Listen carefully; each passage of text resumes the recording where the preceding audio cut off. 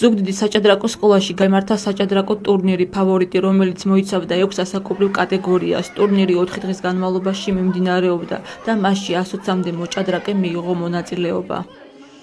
მე თამაშობდი ჭადრაკში 10 წლამდე და ყველა პარტია მოვიგე და პირველ ადგილზე გავედი და ძალიან ბედნიერი ვარ. ტურნირი მიმდინარეობდა ძალიან საინტერესოდ, ბავშვებმა გამოცდილება მიიღეს, კარგი მოსამზადებელი ტურნირი იყო საქართველოს ჩემპიონატისთვის და ჩემი მოსწავლეების წარმატებითაც და თამაშითაც ძალიან ყოფილი ვარ. გამოვლიდნენ და დაჯილდოვდნენ საჭადრაკო ტურნირი ფავორიტის პრიზიორები.